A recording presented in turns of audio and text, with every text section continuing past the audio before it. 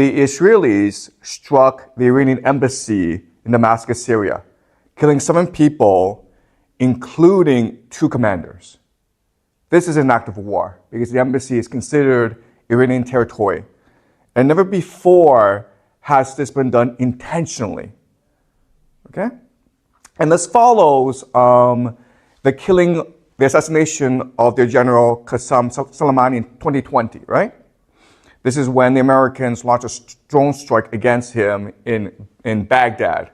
And he was really the top, one of the top Iranian generals.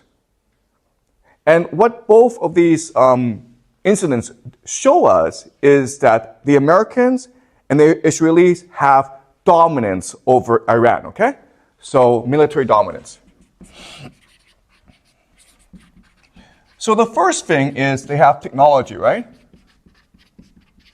So technologically, America and Israel are so much superior to Iran. So that there's a jet that went from Israel and went to Damascus to carry out the strike. Now, if you did the research, you would know that the Canadian embassy is right next to the Iranian embassy. And the strike was so precise that it only hit the Iranian embassy and didn't touch anything else, okay? That's a precision strike. That's how powerful the technology that the Americans and the Israelis have, okay? But the other thing that's important is the idea of intelligence. So how did the Israelis know that these commanders would be there at that time, right? That's intelligence. And intelligence comes in 2 forms, right? There's the idea of human and then signals. Signals is basically, I can listen in on your cell phone. I can track where you go. I know where your car is, right? That's signals, electronic intelligence. The other is human. So there are spies in the embassy who tell the Israelis that this meeting will happen. Okay? So this is clearly military dominance that Israel and the Americans possess over Iran. And when this strike happened, as you know, the Iranians had to respond. And this was called Operation True Promise. And the idea of True Promise was that there's a strike package, okay, consisting of 300 drones and missiles that hit Israel. Now, what the Israelis say is that 99% of these drones and missiles were intercepted. They caused no damage.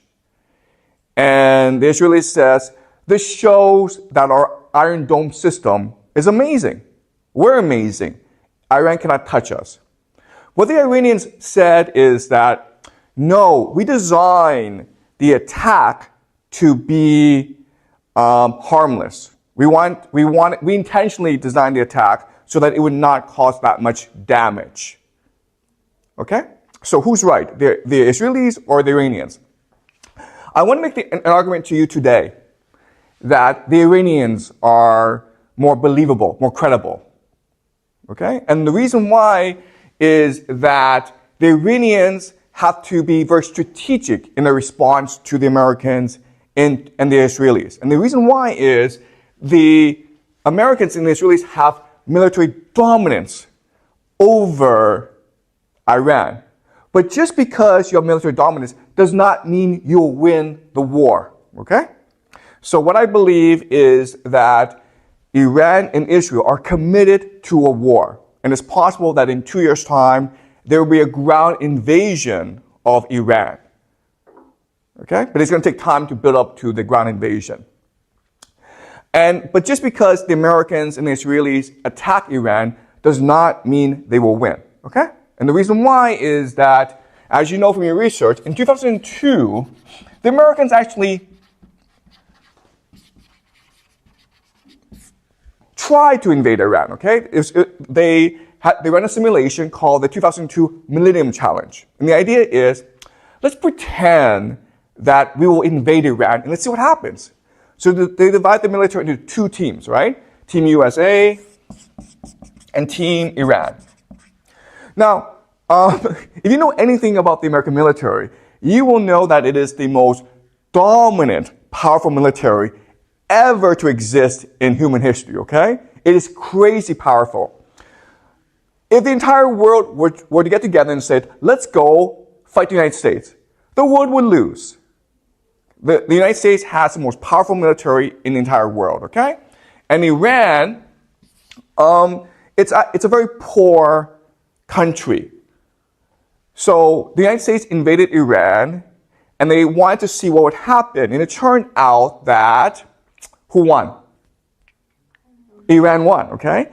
And the reason why Iran won is the idea of asymmetrical warfare.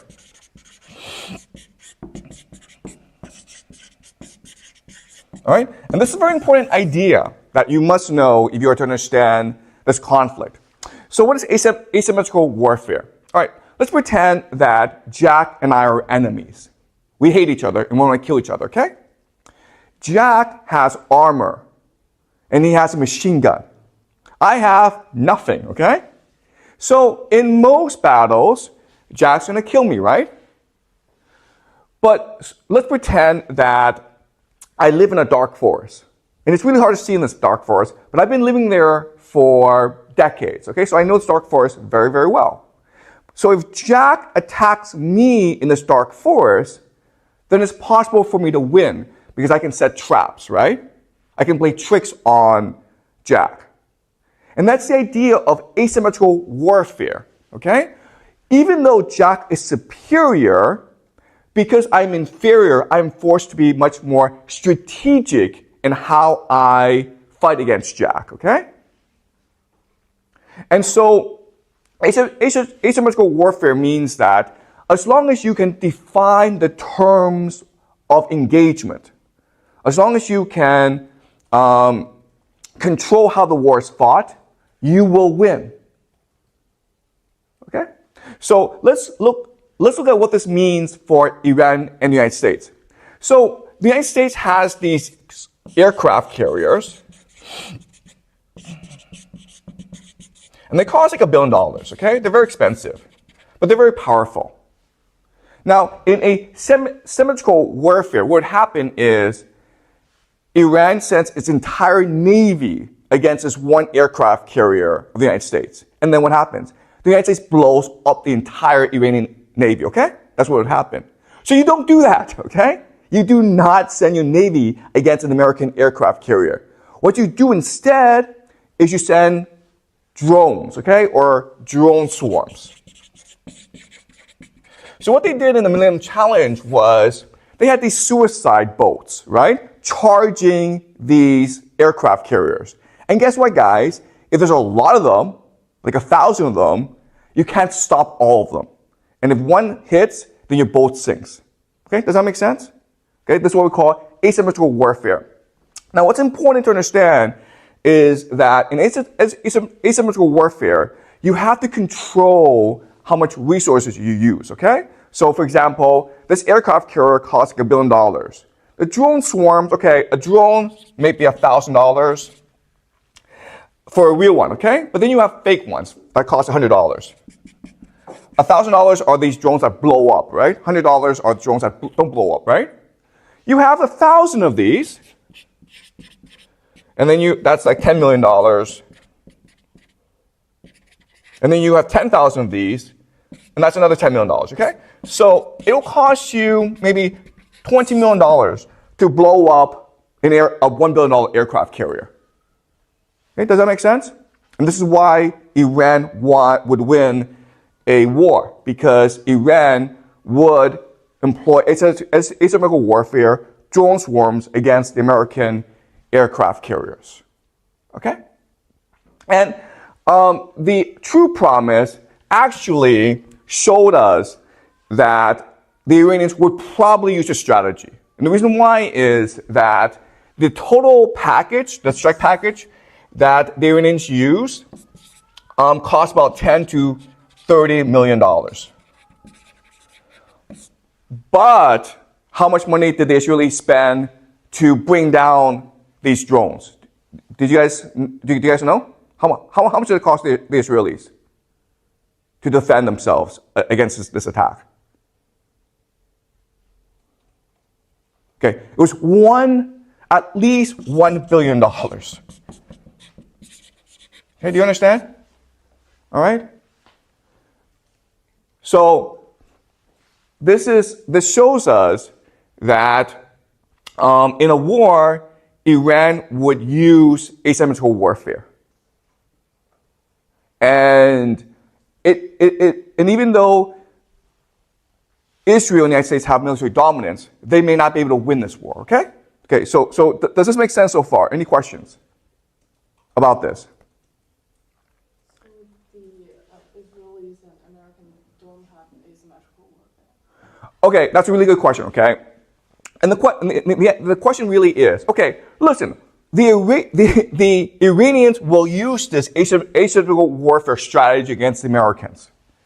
And so shouldn't the Americans respond with more strategic thinking? And that's a great question. And the answer is the Americans would not do that. Why not? Why is it that asymmetrical warfare is so effective against empires and dominant military powers? What's the problem of empires usually?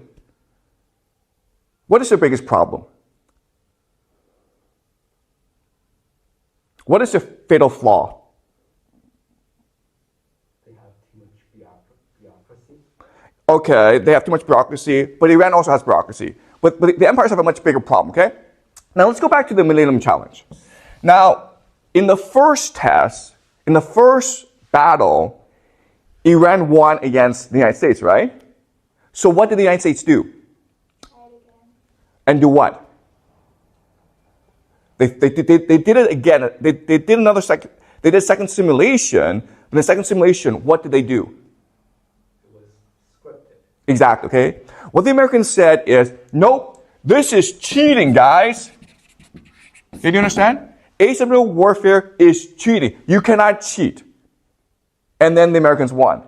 Does that make sense? Okay? So remember, in the first instance where you are allowed to use asymmetrical warfare, the Iranians won. In the second instance, the Americans said, no, asymmetrical warfare is cheating. So you're not allowed to use asymmetrical warfare. You must fight us directly. And the Americans won. What does this tell us about the American military?